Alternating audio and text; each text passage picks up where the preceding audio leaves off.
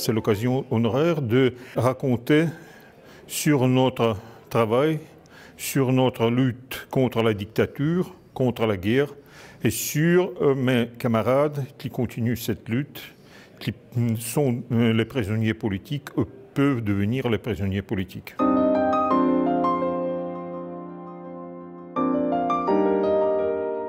Le plus important, c'est soutenir l'Ukraine dans cette lutte, parce que l'Ukraine protège les droits et les libertés dans toute l'Europe. Trahir l'Ukraine, c'est trahir la liberté. Perdre l'Ukraine, c'est perdre l'Europe. Pas soutenir l'Ukraine, il faudra réparer les maisons dans petites villes comme après Munich, après 1938.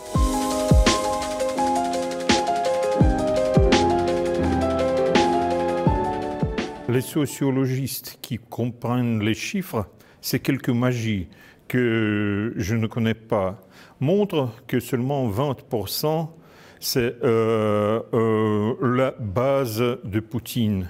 Les autres sont conformistes.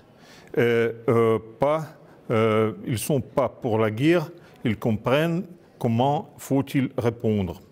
Je veux vous dire que décembre de l'année 1989, à Roumanie, le rating de Ceausescu était près de 90-95%.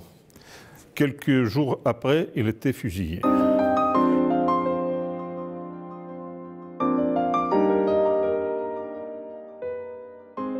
Je ne sais pas.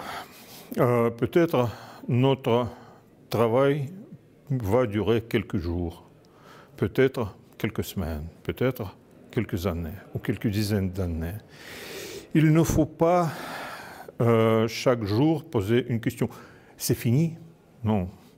Il faut garder l'aspiration de marathon, comme pendant la Grande Guerre, comme au temps soviétique. À Tchécoslovaquie, il y avait un proverbe avec l'Union soviétique pour le fin du siècle, mais pas une heure de plus. Je ne sais pas comment va arriver cette heure. Mais il faut garder l'aspiration de marathon, il faut continuer le travail et soutenir nos camarades à l'intérieur, à la Russie, qui continuent ce travail et cette lutte.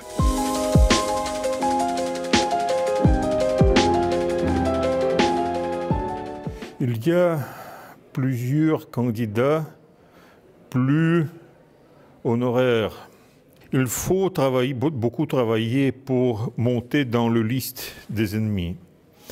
Mais je suis parti de la Russie pour continuer le travail. Je vais travailler.